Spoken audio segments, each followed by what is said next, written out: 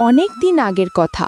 মেদিনীপুর নামে একটি ছোট্ট গ্রামে রাজেশ আর রাকেশ নামের দুজন ভাই বাস করত। বড় ভাই রাজেশ জমিতে চাষ করত এবং শস্য ফলাতো, কিন্তু ছোট ভাই রাকেশ কোনো কাজ করত না। সে বেকার ছিল, প্রায়ই সে বাড়িতে বসে থাকত। এই নিয়ে সংসারে ঝামেলা লেগে থাকত। একদিন রাকেশ পরিবারের ভরণ পোষণ ও সংসারের খরচ চালানোর জন্য সৌদি আরবে মজদুরি করার জন্য রওনা দেয়। ভাই, বৌদি, আমি নীলাশাকে তোমাদের কাছে রেখে যাচ্ছি। জানোই তো ওর মা বাবা কেউ নেই, আপন বলতে আমি একমাত্র। এখন আমিও যাচ্ছি দূরে কাজের খোঁজে।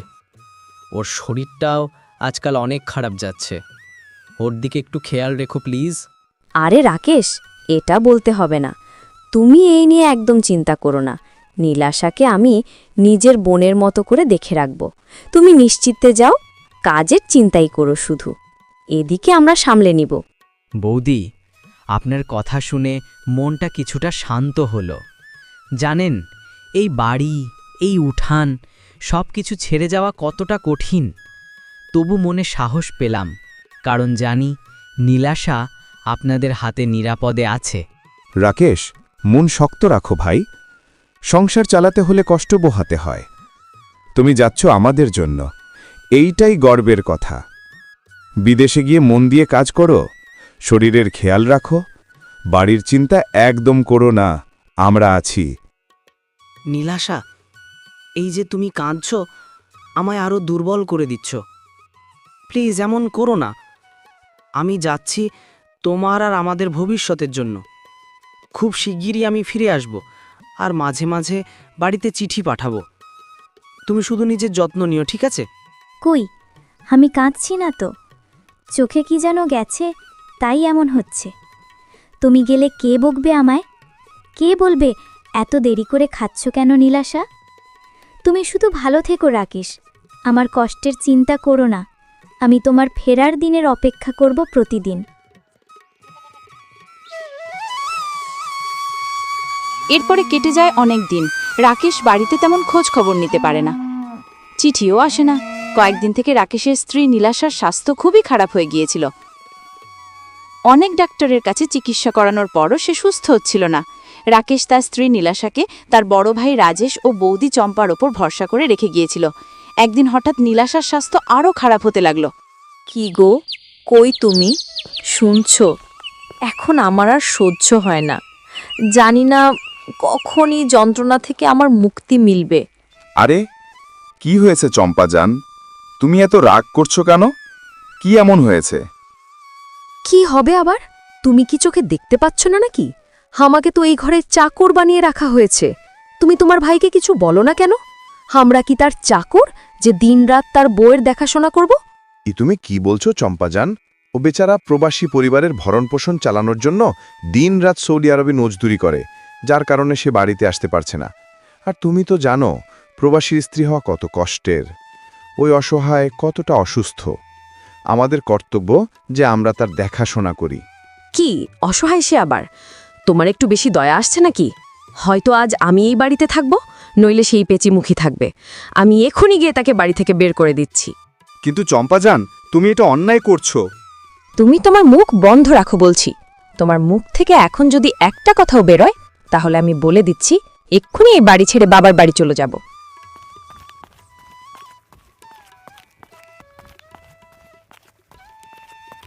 আরে ও নীলাশা, যথেষ্ট হয়েছে তোমার অসুস্থতার নাটক। চলো, ওঠো এবং এখান থেকে চলে যাও। কি হয়েছে বৌদি? আপনি কি বলছেন? আমি এত অসুস্থ, আর এই অসুস্থ অবস্থায় আমি কোথায় যাব? এখনই তুই আমার বাড়ি থেকে বের হয়ে যা। এখন থেকে তুই আর আমাদের বাড়িতে থাকবি না। তোর মতো অলক্ষী মেয়েকে আমি আর রাখতে পারবো না। বাড়ি থেকে বের করে দেবেন? তাহলে আমার কি হবে বৌদি? আমার তো মা, বাবা, আত্মীয় স্বজন কেউই তো এই দুনিয়ায় নেই। তাহলে আমি কোথায় যাব? সে আমি কিছু জানি না। আমি শুধু এতটাই বলছি যে তুই এখান থেকে বের হয়ে যা, নইলে আমি তোকে ঘাড় ধাক্কা দিয়ে বের করে দেব। দয়া করুন বৌদি, আমার উপর দয়া করুন। আপনি যদি আমাকে বাড়ি থেকে বের করে দেন তাহলে আমি মরে যাব বৌদি। দাদা, আপনি তো কিছু বলুন, এভাবে মুখ বুজে থাকবেন না। আরে তোর দাদা কি বলবে? এ বাড়িতে আমার কথাই শেষ কথা। রোজ বিছানায় লাশের মতো পড়ে থাকিস, তার থেকে ভালো হবে তুই মরেই যাস। এখন তুই এখান থেকে যাবি নাকি ঘাড় ধাক্কা মেরে ঘর থেকে বের করে দেব? বৌদি, আমার স্বামী তো প্রবাসী। তিনি সৌদি আরবে কষ্ট করে মজদুরি করছেন, আর আমি অনেক অসুস্থ। এই অবস্থায় আমি কোথায় যাব? আমার প্রতি দয়া করুন বৌদি। তিনি আসা মাত্র আমরা দুজন এখান থেকে চলে যাব। তোর স্বামী আর এখন তোর স্বামী নেই। দেখো না, তোর কাছে চিঠি দেয় না। সে তোকে এখন আর পছন্দ করে না। সেই তো বলেছে তোকে এখান থেকে বের করে দিতে। সে এখন সেখানেই এক বিদেশি মেয়েকে বিয়ে করে নিয়েছে, আর যখন সে বাড়ি ফিরবে তখন নতুন বউকেও সঙ্গে নিয়ে আসবে। তাই তো সে আমাকে বলেছে তোকে ঘর থেকে বের করে দিবার জন্য। কি বলছেন আপনারা? আমার স্বামী আবার বিয়ে করে নিয়েছে? হে বিধাতা, আমি কি অন্যায় করেছিলাম যে এই দিন দেখতে হলো আমার? তুমি এক এক করে আমার পুরো পরিবার এবং এখন আমার স্বামীকেও আমার কাছ থেকে কেড়ে নিলে। সে আমার সঙ্গে এমন কিভাবে করতে পারে? বৌদি, আমার স্বামী কি আমাকে এই বাড়ি থেকে বের করে দেওয়ার জন্য বলেছেন? তাহলে কি আমি মিথ্যা বলছি? সে তোকে নিয়ে ক্লান্ত হয়ে গেছে। তোর চিকিৎসা করিয়ে করিয়ে সে ক্লান্ত হয়ে গেছে। যখন তিনিই এমন বলেছেন, তখন আমাকে জোর করে বাড়ি থেকে বের করে দেওয়ার কোনো দরকার নেই বৌদি। আমি নিজেই কালকে এখান থেকে চলে যাব। হ্যাঁ, যা, তুই কালকেই এখান থেকে চলে যা। পিচিমুখী, আমার দেওরের পিছনে আর লাগিস না। ও তোকে নিয়ে বিরক্ত হয়ে গেছে।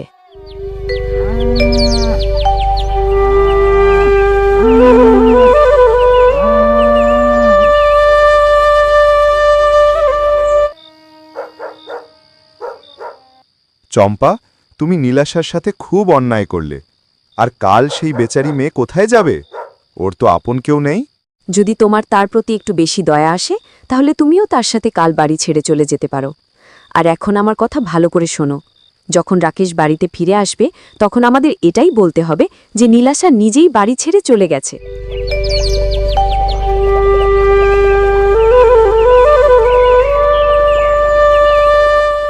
রাত পেরিয়ে ভোরের আলো ফুটতে না ফুটতেই নীলাশা বাড়ি ছেড়ে বেরিয়ে গেল। পেছনের দিকে কয়েকবার তাকালো, যদি কেউ তাকে ডাকে, যদি একবার বৌদি বা ভাসুরের চোখে দয়া জাগে, কিন্তু কেউ ডাকে না। চোখের জল মুছে নীলাশা ধীরে ধীরে পা বাড়ায় অজানা গন্তব্যের দিকে। ক্লান্ত পায়ে, তৃষ্ণায় সে এসে পৌঁছায় একটি নদীর ধারে। নদীর ঘাটে বসে সে কান্না করতে থাকে। আমি এখন কি করব? কোথায় যাব? এই দুনিয়ায় আমার তো কেউই নেই। না জানি আমি কি পাপ করেছিলাম যে আমাকে এত কষ্ট ভোগ করতে হচ্ছে। প্রথমে মা বাবা আমাকে এই দুনিয়ায় একা রেখে চলে গেলেন, আর এখন আমার স্বামীও আমাকে বাড়ি থেকে বের করে দিলেন। আমি নাকি তার পছন্দ নই, তাই তো সে অন্য মেয়েকে বিয়ে করে নিয়েছে। না জানি আমার মধ্যে কি কমতি আছে যে তাকে অন্য মেয়েকে বিয়ে করার দরকার পড়ল। নদীর ঘাট থেকে জল খেয়ে নীলাশা আবার হাঁটতে শুরু করল। কিছু দূর গিয়ে এসে ঢুকে পড়ল ঘন জঙ্গলের ভেতর। চারিদিক নিস্তব্ধ আর বাতাসের শোঁ আওয়াজ। হঠাৎ করে আকাশে বিদ্যুৎ চমকালো। গাছগুলো দুলে উঠল, পাতাগুলো ছিঁড়ে উড়ে যেতে লাগলো বাতাসে।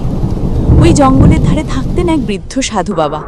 প্রতিদিন ভোরে নদীতে স্নান করে প্রার্থনা করতেন, আর বিকেলে জঙ্গলে কাঠ কেটে বিক্রি করতেন। আজও তিনি সেখানে বসে আছেন, কিন্তু হাওয়া এত জোরে বইতে লাগলো যে আশেপাশে সব কিছু উড়ে যেতে লাগলো। হায় বিধাতা, এ কেমন ঝড় তুফান শুরু হলো! চারদিক যেন থরথর কাঁপছে। গাছপালা একে একে ভেঙে পড়ছে। মনে হচ্ছে এই ছোট্ট কুড়ে ঘরটাও বুঝি উড়িয়ে নিয়ে যাবে। ঘরে এক ফোঁটা শস্য দানাও নেই। যদি আজ বিকেলে কাঠ কাটতে যেতে না পারি, তাহলে যে না খেয়ে থাকতে হবে। ঝড়টা এতটাই ভয়ঙ্কর হয়ে উঠল যে নীলাশা ভয় পেয়ে গেল। চোখের সামনে কিছুই দেখা যায় না। নীলাশা জোরে দৌড়াতে শুরু করলো সামনের দিকে। নীলাশা কিছু দূর এগিয়ে গিয়ে এক বিশাল বটগাছের নিচে আশ্রয় নিল। বাতাস তখনও গর্জে উঠছে, বজ্র যেন আকাশ চিরে যাচ্ছে ক্রমাগত। ঠিক সেই মুহূর্তে একটি ভারী ডাল হঠাৎ ভেঙে পড়ে তার মাথায়। চমকে উঠে একবার চিৎকার করে উঠল নীলাশা। তারপর নিস্তব্ধতা। মাটিতে লুটিয়ে পড়ে অচেতন হয়ে গেল সে। চারপাশে শুধু ঝড়ের হাহাকার আর ভেজা মাটিতে পড়ে থাকা এক অসহায় প্রাণ। যাক বাবা, মনে হচ্ছে ঝড়টা একটু থেমেছে। বাতাসও আর আগের মতো তেজি নেই।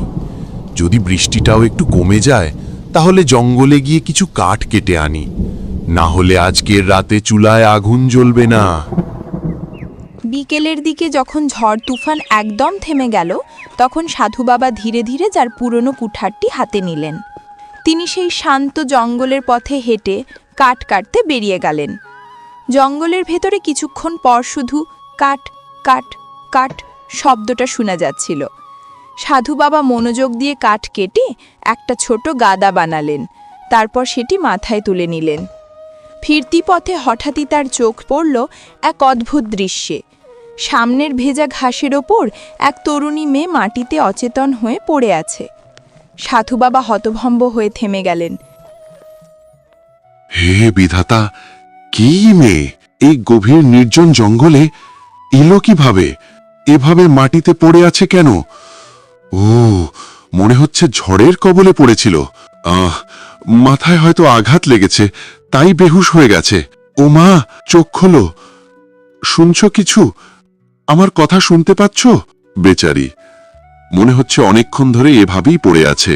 এখন আমি কি করি? এভাবে ফেলে রেখে তো যেতে পারি না। চলো মা, তোমাকে আমার কুঁড়ে ঘরে নিয়ে যাই। সাধু বাবা বৃষ্টি ভেজা পথ পেরিয়ে নীলাশাকে নিয়ে নিজের ছোট্ট কুঁড়ে ঘরে ফিরলেন। তিনি নীলাশাকে খাটে শুইয়ে দিলেন। আগুনে একটু পানি গরম করে কপালে দিলেন কাপড়। কিন্তু নীলাশার জ্ঞান ফেরে না, মুখটা ফ্যাকাশে, নিঃশ্বাস ধীরে চলছিল। হে বিধাতা, এ কেমন পরীক্ষা নিলে আমার? নিজের পেটের ভাত জোটে না ঠিক মতো, আর আজ ঘরে পড়ে আছে এক অচেনা মেয়ে। কাহার মেয়ে সে? কোথা থেকে এলো? কিছুই জানি না আমি। তবুও একে ফেলে রেখে আসতে পারলাম না। তুমি যদি পথ দেখাও প্রভু, আমি আমার সামান্য দিয়ে চেষ্টা করব ওকে বাঁচানোর। তুমি শুধু এই বৃদ্ধ হাত দুটোই একটু শক্তি দাও।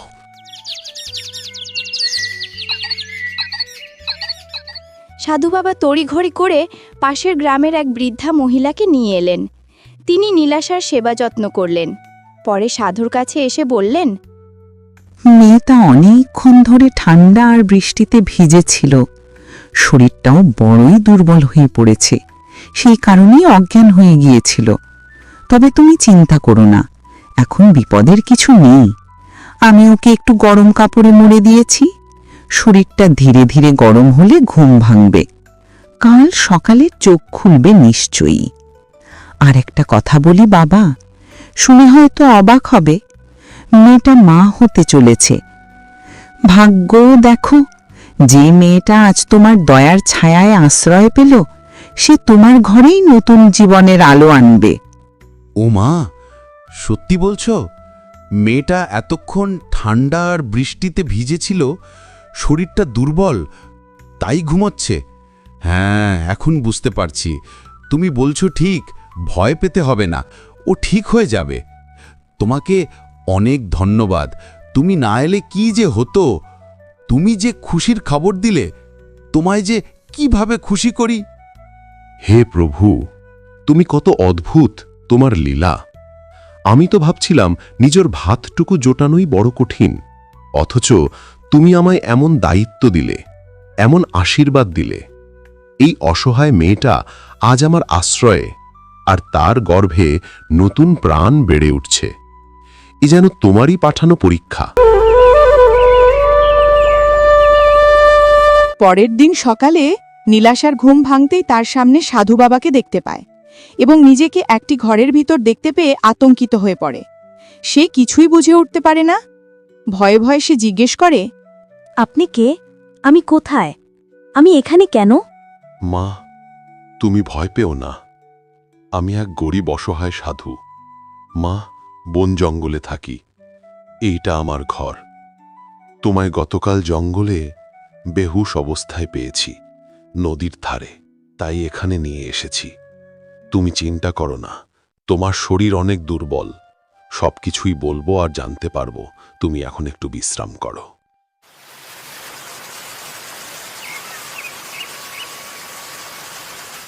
এরপরে কেটে যায় আরও কিছুক্ষণ। বৃদ্ধ সাধু বাবা ঘরে প্রবেশ করে। আরে মেয়ে, তুমি ঠিক আছো তো? এখন তোমার স্বাস্থ্য কেমন আছে? আমার কি হয়েছিল? আমি তো একদম ঠিক আছি। আরে না মেয়ে, গতকাল তুমি নদীর ধারে জঙ্গলের পাশে অজ্ঞান অবস্থায় পড়েছিলে। তোমার মাথায় খুব গভীর আঘাত লেগেছিল। ভাগ্যিস আমি সময় মতো সেখানে গিয়েছিলাম। বৃদ্ধ বাবার কথা শুনে নীলাশার স্মৃতি আস্তে আস্তে ফিরে আসে। মুখে অশ্রু গড়িয়ে পড়ে। সে কান্নায় ভেঙে পড়ে এবং তার জীবনে ঘটে যাওয়া প্রতিটি কষ্টের কথা খুলে বলে। আমার স্বামী সৌদি আরবে কাজের জন্য যায়, সেখানে নাকি সে বিয়ে করে নিয়েছে। আমার দাদা, বৌদি সবাই মিলে আমায় ঘর থেকে তাড়িয়ে দেয়। আমি ভেবেছিলাম ওরা আমার আপন, কিন্তু কেউ পাশে দাঁড়ালো না। আরে মেয়ে, চিন্তা করো না। বিধির খেলা বোঝা বড় দায়।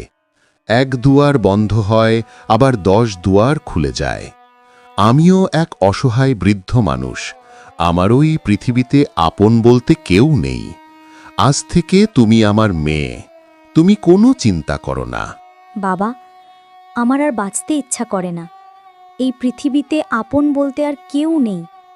ছিল একমাত্র আমার স্বামী, যাকে আমি জীবন থেকেও বেশি ভালোবাসতাম।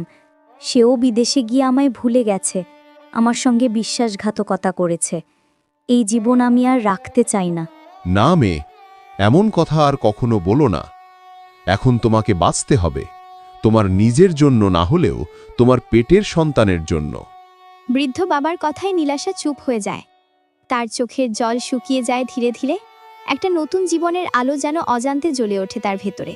কিন্তু বাবা, আমি জানতাম না আমার পেটে আমার সন্তান আছে। কিভাবে? আমি তো কোনো লক্ষ্য করিনি, সবই হঠাৎ করে। আমি বুঝতে পারছি না কি হবে, কিভাবে সামলাবো। সব যেন ভয়ঙ্কর মনে হচ্ছে। নীলাশার চোখে বিস্ময়, মন ভরা আতঙ্ক আর অজানার অনিশ্চয়তা। সে নিজেও জানে না কিভাবে এই নতুন জীবনের দায়িত্ব সামলাবে। এরপরে কয়েক মাস কেটে যায়। একদিন নীলাশার কোলজুড়ে একটি ছোট্ট ফুটফুটে মেয়ে জন্ম নেয়। মেয়েটির চোখে উজ্জ্বল আলো, নীল চোখে মায়ার ছোঁয়া। নীলাশা কান্নার হাসির মিশ্রণে তার ছোট্ট কন্যাকে আঁকড়ে ধরে।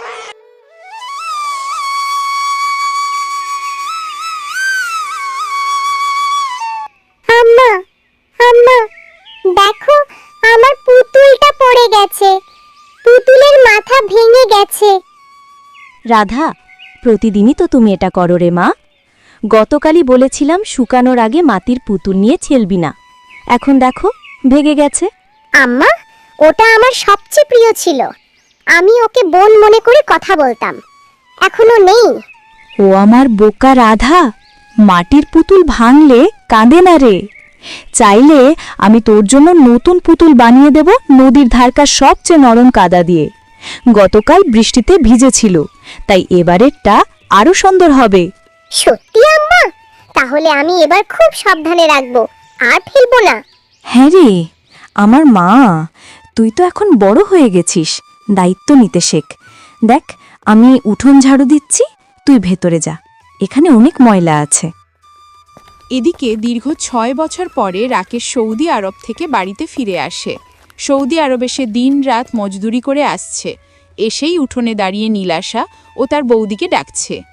নীলাশা, ও বৌদি, বাইরে এসো। দেখো আমি ফিরে এসেছি।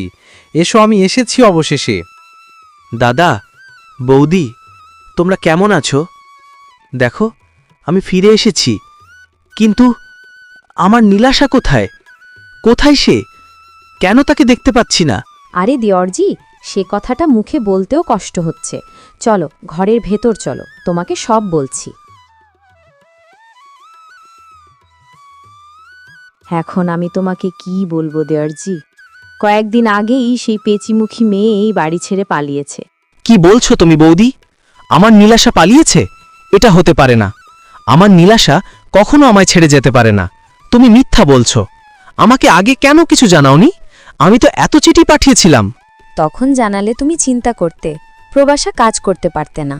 আমরা চেয়েছিলাম তুমি নিশ্চিন্তে থাকো, কিন্তু এখন বলছি তুমি চিন্তা করো না দেওরজি। ওই মেয়েটা ছিল বেয়াদব, স্বামীর মান রাখেনি। ভালোই হয়েছে যে চলে গেছে। আমি শিগগিরই তোমার দ্বিতীয় বিয়ের ব্যবস্থা করে দেব। না বৌদি, আমি আর কোনো বিয়ে করব না। আমার নীলাশা কোথাও গেছে ঠিকই, কিন্তু সে পালিয়ে যায়নি। কিছু একটা ঘটেছে, আমি জানি। আমি ওকে খুঁজে বের করব, যে কোনো মূল্যে। কাল ভোরেই বের হব আমি আমার নীলাশাকে খুঁজতে। সে যেখানেই থাকুক, আমি খুঁজে আনব তাকে।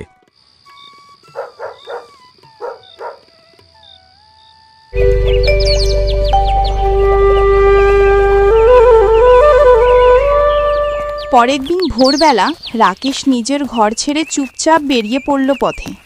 তার চোখে একটাই খোঁজ, নীলাশা। রাস্তায় রাস্তায় ঘুরে বেড়ায় সে। মানুষের মুখে জিজ্ঞেস করে, এই মেয়ে কি দেখেছেন?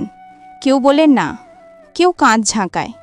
রাকেশ হাঁটতে হাঁটতে যেন নিজের মধ্যেই হারিয়ে যায়। গ্রামের শান্ত পরিবেশের মাঝে তার নিঃশব্দ খোঁজ চলতে থাকে। তার না আছে খাওয়া, না আছে গোসল, না ঘুম। সে পাগলের মতো শুধু এদিক ওদিক খুঁজে বেড়ায়। এভাবে কেটে যায় অনেক দিন।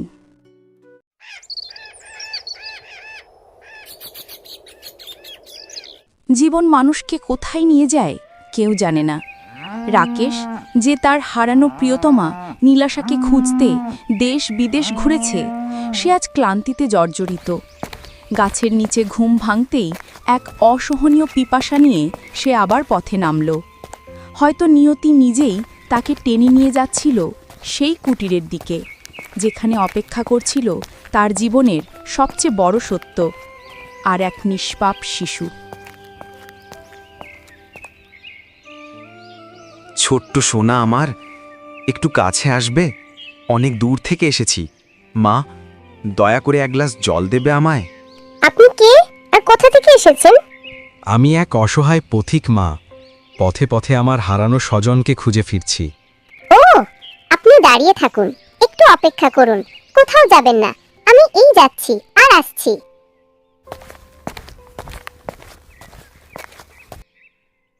আম্মা, আম্মা, একজন ভদ্রলোক বাইরে জল চাচ্ছেন। তার নাকি ভীষণ তৃষ্ণা পেয়েছে। রাধা, মা আমার, তোমাকে বলিনি অপরিচিত কারো সাথে কথা বলতে নেই? কিন্তু আম্মা, উনি তো অনেক তৃষ্ণার্ত, অনেক দূর থেকে এসেছেন। ওনার সত্যিই অনেক জল তেষ্টা পেয়েছে আম্মা। আচ্ছা ঠিক আছে, তুমি পারবে না মা, আমি নিজেই জল নিয়ে যাচ্ছি, তুমি ভেতরে যাও। নীলাশা জল হাতে ফিরে আসে। তার চোখাচোখি হয় রাকেশের সাথে। সে রাকেশকে দেখেই চমকে যায়, কিন্তু তার মনকে শক্ত করে, নীলাশা, আমার নীলাশা, তুমি এখানে? আমি তো ভেবেছিলাম এই জনমে আর তোমায় দেখতে পাবো না। আপনি কে? আর কি সব ভুলভাল কথা বলছেন? আমি আপনাকে চিনি না। মনে হয় আপনি পথ ভুলেছেন। কি বলছো তুমি? আমার চোখের দিকে তাকাও। আমি রাকেশ, তোমার স্বামী। আমাদের ভালোবাসার দিনগুলো কি এত সহজে ভুলে গেলে? বলো, কেন চলে গিয়েছিলে সেদিন? আমি কিছু মনে করতে পারছি না। আপনি দয়া করে চলে যান। আপনার মতো কোনো মানুষ আমার জীবনে ছিল না। নীলাশা এই কথা বলে দ্রুত ঘরের ভেতরে চলে যায় এবং দরজা বন্ধ করে মনের কষ্টে নীরবে কাঁদতে থাকে। বাইরে রাকেশ হতভম্ব হয়ে দাঁড়িয়ে থাকে। সে মিথ্যে বলছে। তার চোখে আমি চিনতে পেরেছি। কেউ তাকে ভুল বুঝিয়েছে, আর কেউ নয়। আমার ভাই বৌদির কাজ এটা। আমাকে কিছু একটা করতেই হবে। রাকেশ সারাদিন জঙ্গলের ভেতরে এদিক ওদিক ছোটাছুটি করে এবং কোনো উপায় বের করতে চায়। সে হাঁটতে হাঁটতে সেই বৃদ্ধ সাধুর বাড়িতে উপস্থিত হয়। বাবা, আমি এক অসহায় মানুষ। আমি আর সহ্য করতে পারছি না। আমার স্ত্রী আমাকে অস্বীকার করছে। আমি জানি সে আমার দাদা বৌদি দ্বারা প্রতারিত হয়েছে। আপনি আমার শেষ ভরসা। শুধু একটিবার চলুন। আমার মুখ থেকে হয়তো সে বিশ্বাস করবে না, কিন্তু আপনার কথায় সত্যের আলো দেখবে। আমি সব শুনলাম বৎস। আমি তো এই মেয়েটিকে কুড়িয়ে পেয়েছি, তাই তার কষ্ট আমার চেনা। সত্যকে চেপে রাখতে হয় না। সময়ে এসেছে সমস্ত অন্ধকার দূর করার। চলো।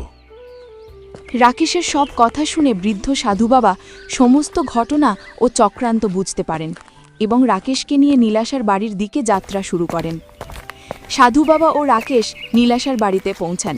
নীলাশা বাবাকে দেখে হতভম্ব হয়ে যায়। বাবা, আপনি? উনি বাইরে দাঁড়িয়ে। আপনি কেন ওকে আসতে দিলেন? আপনি জানেন না আমি কতটা অপমান নিয়ে সেদিন ঘর ছেড়েছিলাম? জানি মা, আমি তো সবই জানি। তুমি তো আমারই মেয়ে। কিন্তু আজ তোমার অপমান নয়, তোমার সন্তানের ভবিষ্যৎ দেখতে হবে। যে মিথ্যার ওপর ভর করে তুমি ঘর ছেড়েছিলে, সেটা আজ ভেঙে দিতে হবে। রাকেশ নির্দোষ। তার দাদা বৌদি তাকে তোমার কাছ থেকে আড়াল করেছিল। তারা মিথ্যা খবর দিয়েছিল যে রাকেশ তোমাকে চায় না, সে আবার বিয়ে করে নিয়েছে। সবই মিথ্যা কথা। সে আমায় সব বলেছে। আমি ধ্যান সাধনা করা মানুষ মা, আমি বুঝতে পারি কে সত্য বলছে আর কে মিথ্যা। ছেলেটা তোমায় সত্যিই অনেক ভালোবাসে। অনেক দিন ধরে গ্রামে গ্রামে বন জঙ্গলে তোমাকে খুঁজে বেড়াচ্ছে। সেও তোমার মতো অনেক কষ্ট পাচ্ছে মা। আর তোমরা কেউই কষ্ট পেও না। অন্তত আমার দাদু ভাই রাধার কথা ভেবে তোমরা এক হও। তাহলে এতদিন ধরে আমি কাকে ঘৃণা করে বেঁচেছিলাম? আমার সর্বনাশ হলো। বাবা, আমি কি তাহলে বড় পাপ করলাম? পাপ নয় মা, ভুল বোঝাবুঝি। এখন অনুশোচনা করার সময় নয়। বাইরে তোমার স্বামী অপেক্ষা করছে। আর সবচেয়ে বড় কথা, বাইরে দাঁড়িয়ে আছে রাধার বাবা। যাও, নিজের সন্তানকে তার পরিচয় দাও।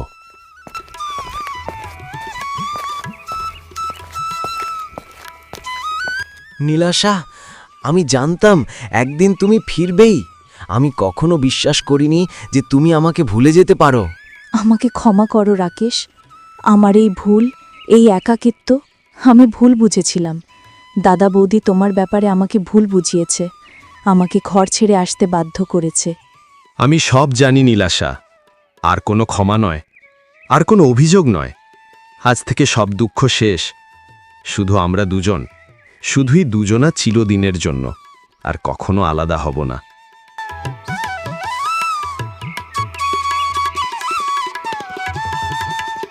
আম্মা, ইনি কি সেই বাবা যার গল্প তুমি লুকিয়ে লুকিয়ে বলতে? হ্যাঁ সোনা, ইনি তোমার বাবা, আমাদের সবথেকে প্রিয় মানুষ। হ্যাঁ মামনি, আমি তোমার বাবা। আমি কথা দিচ্ছি, এই হাত আর কখনো ছেড়ে যাব না। আমার তৃষ্ণা আজ শুধু জল দিয়ে নয়, তোমাদের ভালোবাসা দিয়ে মিটল।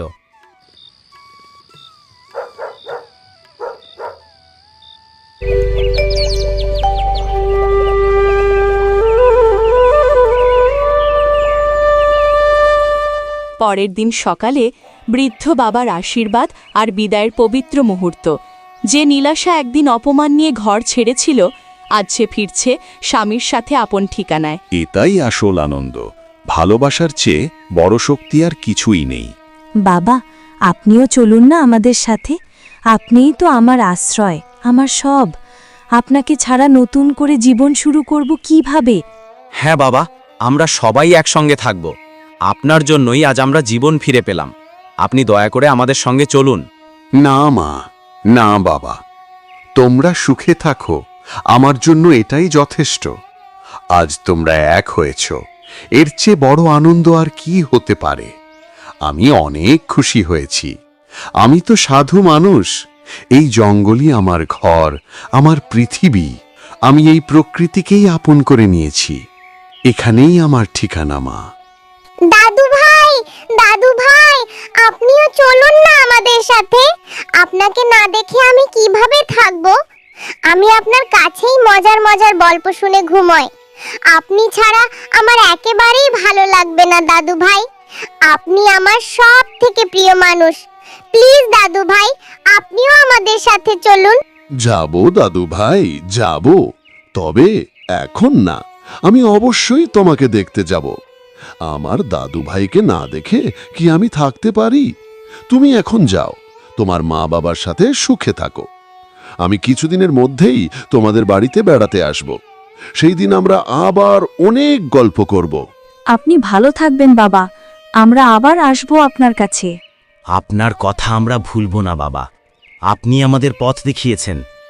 সত্য জয়ী হলো।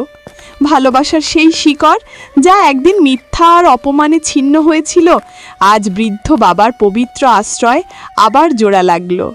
আমাদের গল্পটা কেমন লাগলো অবশ্যই কমেন্ট করে জানাবেন। আর এরকম আরও নতুন নতুন গল্প পেতে অবশ্যই চ্যানেলটি সাবস্ক্রাইব করে পাশে থাকুন। আজকের মতো এ পর্যন্তই। বিদায়, টাটা।